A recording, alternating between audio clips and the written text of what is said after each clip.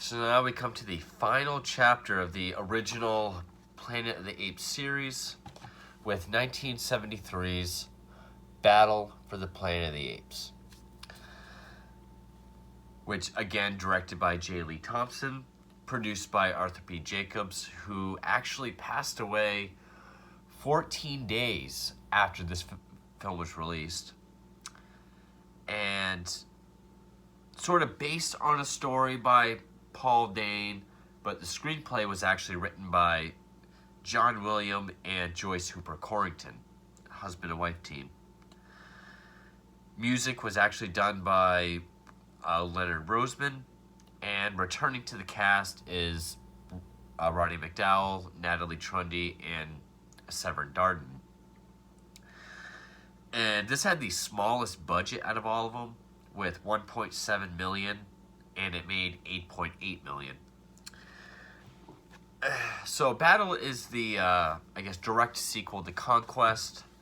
It is also what a lot of Dawn and War took for their stories. It takes place 12 years after Conquest. I mean, there's been the nuclear fallout. The city's been destroyed. Humanity has all been wiped out. We have Ape City now sort of flourishing. Apes now all have the power of speech. They all have ape clothes with designs from like the first film. Which actually the film opens up in 2670 with the lawgiver sort of prefacing the a revolution of conquest and leading into apes. So Battle takes place, I guess, in 2003, if Conquest was in 91. But here Caesar tries to run this civilization where humans coexist with apes. Whether it be humans sort of doing laborious things, or like this one guy named Abe is a teacher to both apes and humans of all ages. Caesar did marry Lisa, played by Natalie Trundy. He has a son named Cornelius, who he named after his father. So, another thing that we'll see from War. And Caesar is opposed by the guerrilla general Aldo, who is sort of the Koba of this film.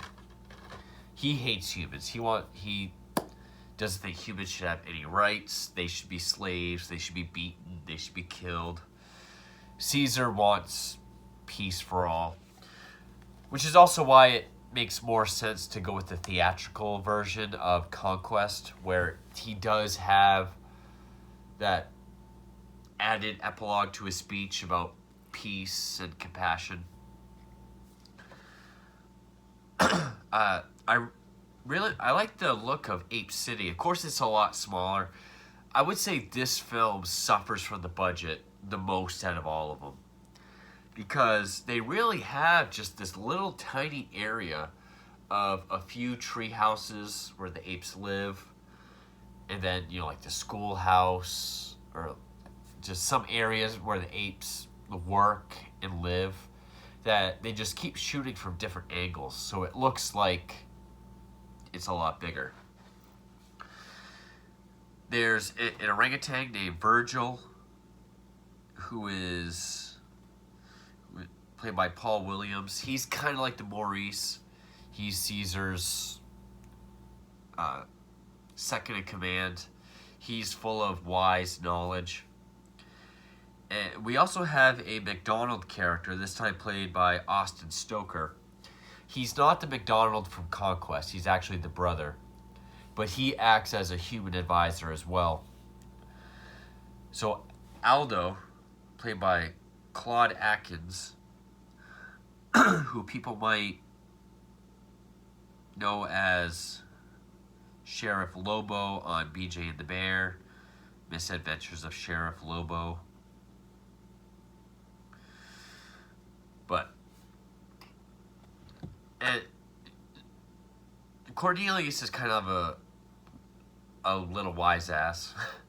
I like the joke because the teacher is trying to deliver sort of their version of the commandments or amendments. Ape shall not kill ape. And he's teaching it to young apes, but also older apes, young children. Aldo has a hard time writing and learning, but he also just doesn't like the fact that he has a human teacher. Cornelius writes, "Ape shall never kill Abe," which the teacher corrects him, but Cornelius says, "Have you forgotten your own name?" Which is just a sign of compassion that, you're a human, but I still respect you.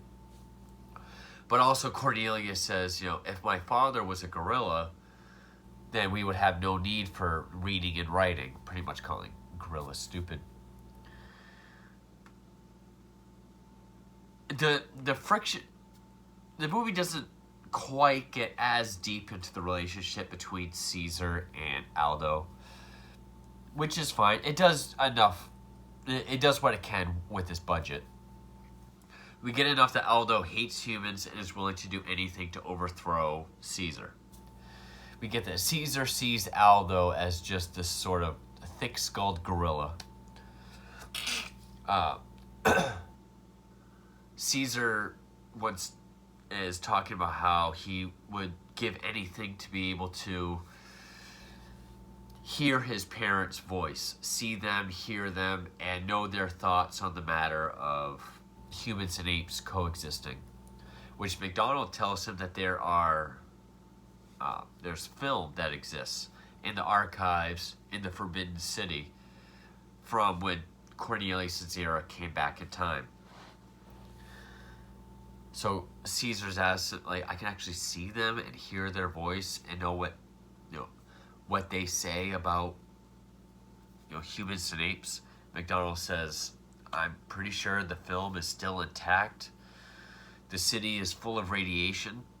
I don't know if there's any threat of humans, but I bet it's all still there."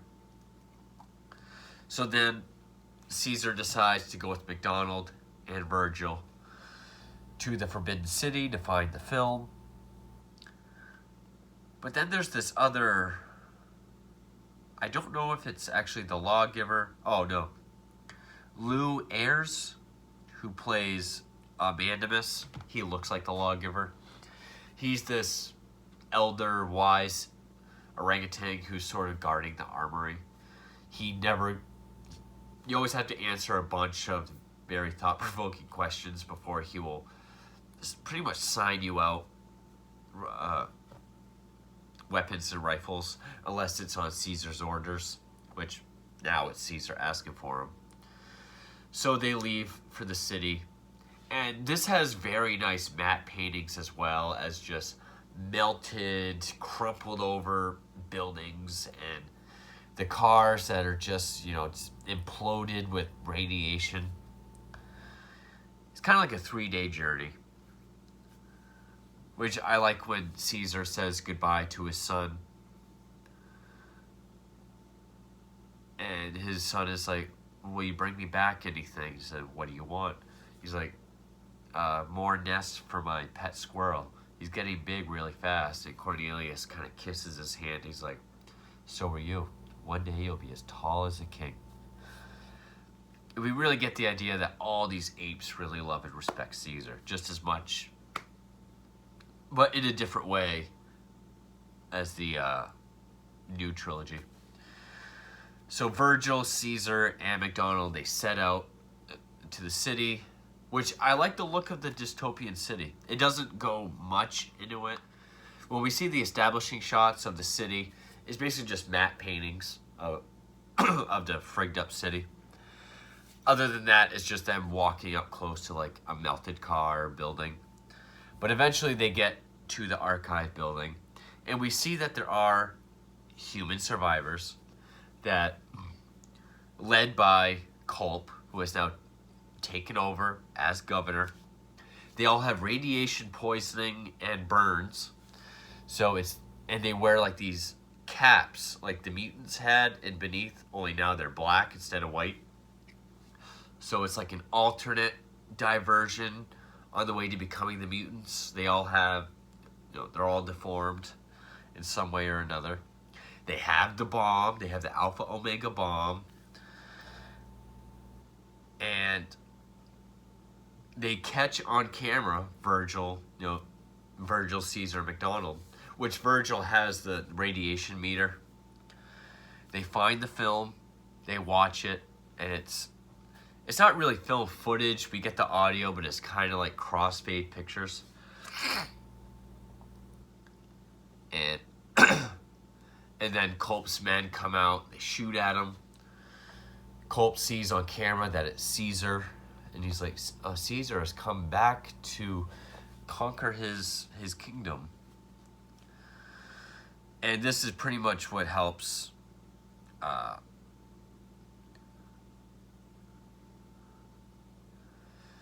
starts the battle, because I don't think either race really knew what was going on outside. I think the mutants knew about the apes, but the apes didn't know that there were like mutated humans still alive. Oh, and Culp's assistant is a guy named Mendez, which I believe was the name of the mutant leader in a Beneath. Not the same character, but same name. Only now it's backwards. Culp decides, okay, we're going to follow the apes, or we're going to send people to follow the apes to see where Ape City is, and then we're going to go to war with them. But here, Culp wants war and to set off the Alpha Omega bomb, whereas it's Mendez that's trying to get him to see reason and just, apes live here, humans live here, leave it. But while Caesar, Virgil, and McDonald are still away and they're returning, Cornelius he's playing with his pet squirrel. His squirrel gets out. He starts chasing it through the trees. And this is the 5th movie, and this is the most ape-like thing I've seen, where he jumps from one tree to another. And he comes across this meeting of the gorillas where we see Aldo is leading this rogue group of gorillas to overthrow Caesar and then go to war with the humans. Again, a lot like the Koba character. Caesar, I keep saying Caesar. Cornelius makes a noise up in the branch. They recognize that it's Cornelius. Aldo goes up after him, and he's got his sword that all gorillas have, and he starts hacking at the branch that Cornelius is on. It breaks and he falls. Gets really hurt. And then eventually Lisa finds him laying on the ground.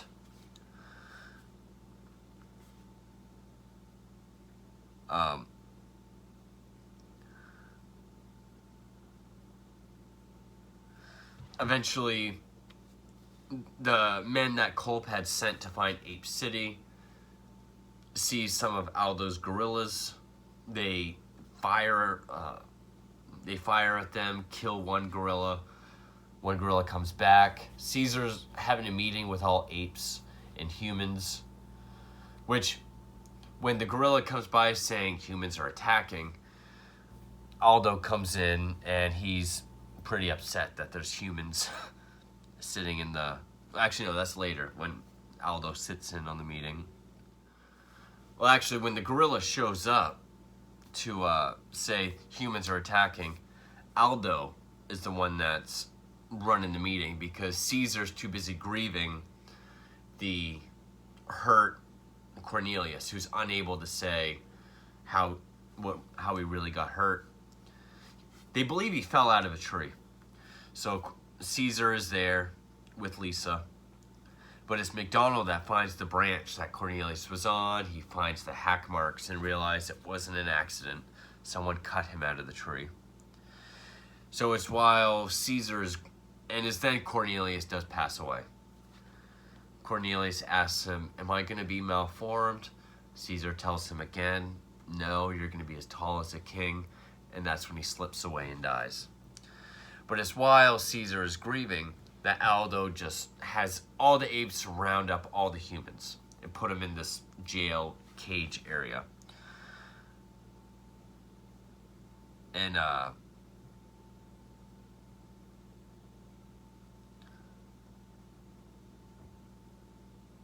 it's at this point that Colt gets all of his men together to go at war with the Ape City. And this is what I mean by this film suffered the most from its budget, because it's supposed to be this big, final, epic battle. But the big battle is in like a field. There's like a bus, a couple jeeps, a few guys on foot, and then some apes on this side. I know it's also post-apocalyptic, so there's probably going to be a very small army. But at the same time, it just, you can really tell the scope is constricted severely. First time I saw it, I did kind of chuckle to myself, but then I saw there is some charm to it with having just this very small mutant army going against this great ape city. So now the gorillas have overtaken the ape that's watching the armory. They all take the weapons, and then they start going to war. I mean, it's a pretty lengthy sequence with explosions and gunfire. But eventually Caesar is told that Cornelius's accident wasn't really an accident. It was done intentionally and not by a human. But Caesar does aid his apes in this battle. And when things become too strong, he has his apes fall back. But he does have like a secret retreat attack. Most of the humans like leave or killed off. Which Colt wants to personally kill Caesar, but that's when the apes have their counterattack. He runs and gets back on his bus, but the gorillas all just go along, bust out the windows, shoot everyone inside. So then it's here when Caesar goes to release the humans from the little pen that Aldo had. Aldo tells him, you know, Caesar's not wanted. I'm the leader that they need. Everyone will listen to me. But now Caesar sees that apes are just as inhumane as humans. And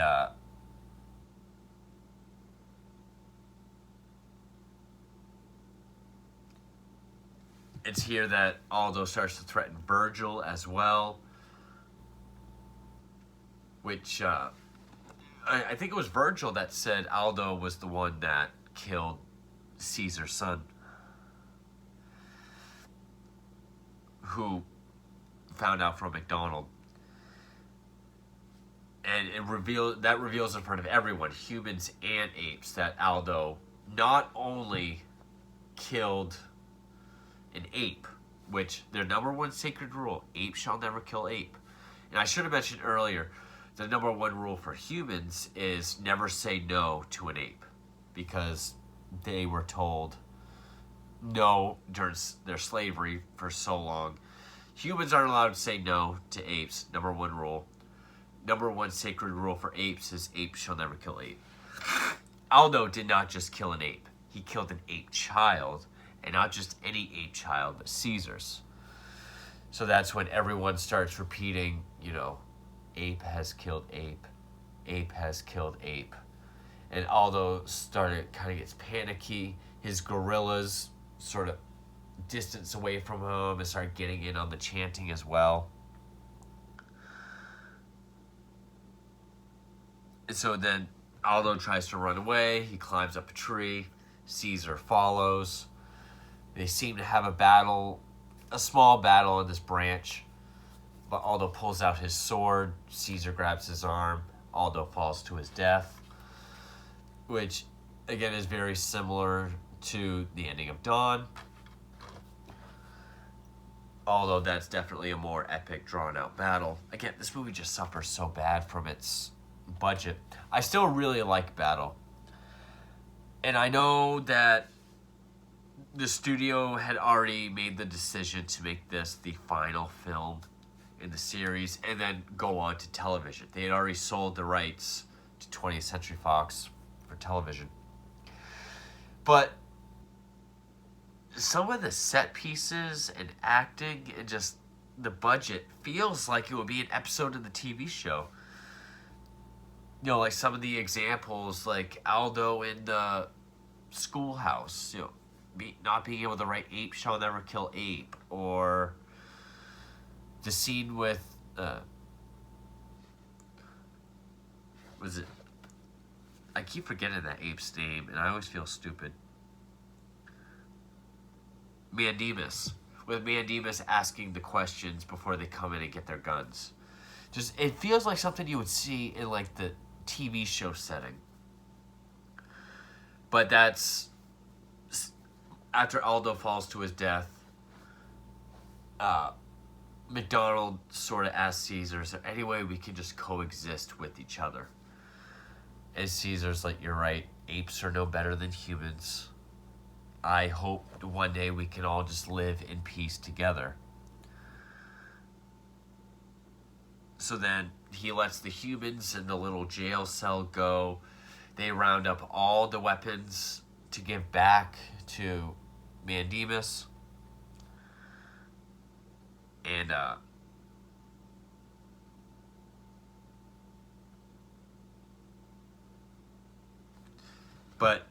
and even though Mandemus explains, I want this whole place destroyed. Like, I want all this house I've been living in with all these weapons to be destroyed.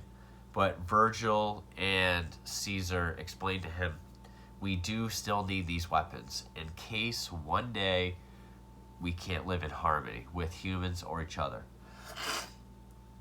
So then we jump back ahead to 2670, where the lawgiver is explaining the story of Caesar to Ape, young and children.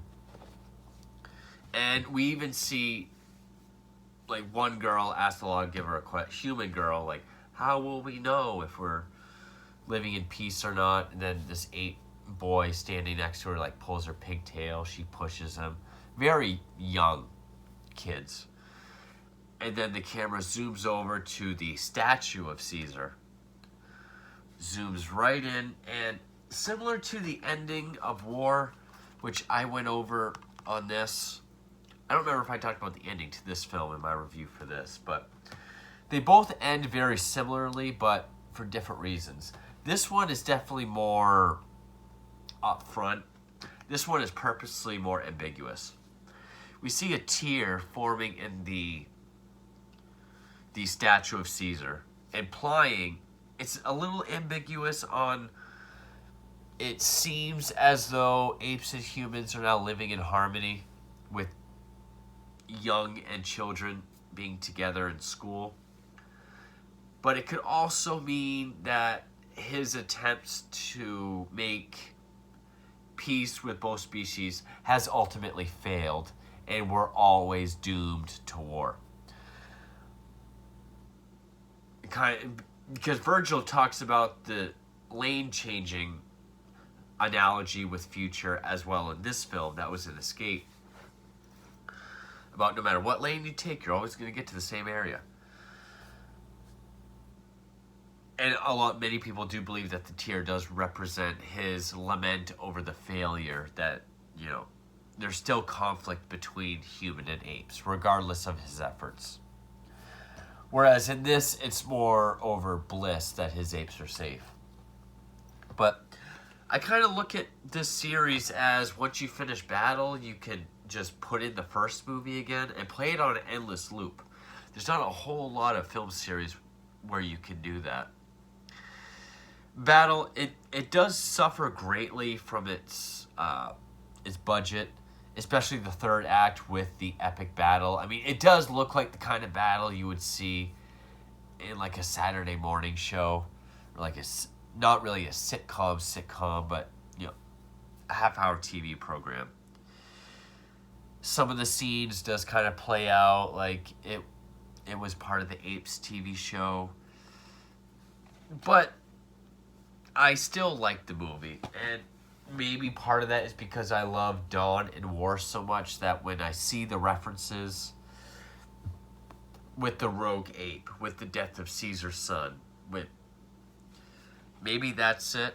But Battle is actually very well paced. It goes by the quickest out of any of the Apes films. Like, I remember watching it, the battle was already over, and it was with him and Aldo, and I was like, it's already over? It feels like I've only been watching it for like an hour. The makeup is kind of different. The gorillas do look a little different than in earlier films. Roddy McDowell still very much looks the same. I really like the character Virgil. He's like the Maurice of this film. I thought the kid actor who played Cornelius did a good job, who was played by Bobby Porter. I know this was not received very well. A lot of people saw it as more or less a fail, like sort of like beating a dead horse, like they're trying to do another Apes film. It's suffering from his budget. There's nothing really fresh in here. It only made $8.8 million. The difference between the extended cuts was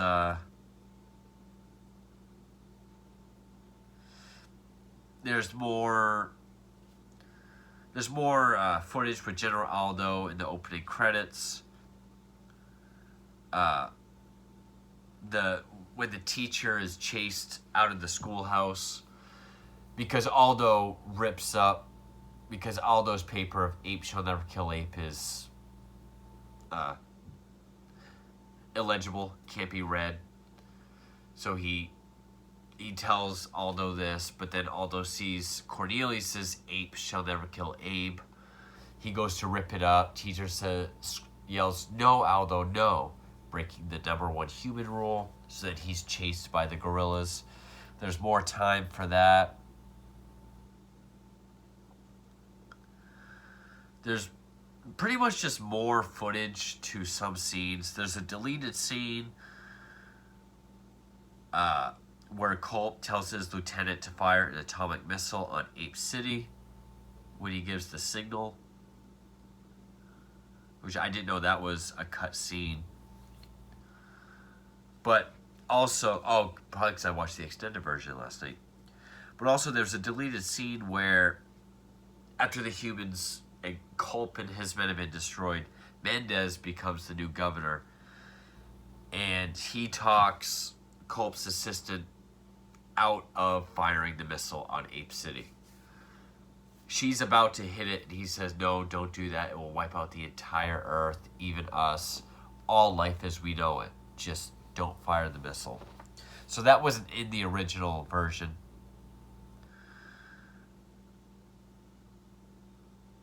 So, again, since that bomb did get set off, and it is the Alpha Omega bomb, it could potentially get set off in the future. Like, also giving to the tier at the end with the Caesar statue. I mean, we could still have the events of the first two still play out, just maybe slightly differently, which I think makes this series very interesting. And to me, the most interesting of science fiction. Again, I'm not really the biggest science fiction fan. The fight between Aldo and Caesar is longer in the extended cut. But yeah, I still do like Battle. I do think it suffered the most out of any of the sequels, especially for budget. I would say Beneath was just a poor story, but Battle really suffered from the budget. I still enjoy it. It still has its charm. I think Roddy McDowell and everyone still gives, everyone still acts like they want to be there. There was interesting choices, how small the sets were for Ape City and the Forbidden City. to shoot from different angles to make it look different and bigger. They definitely worked with what they had. And even for such a small budget, I would say it is a fitting conclusion for the original series. But I hope you enjoyed my reviews for, well, now the new reboot trilogy, and now the newly completed original series of Planet of the Apes. The only one I have left is this one, which I'll get to soon. But that is old and new Planet of the Apes. Thank you for watching.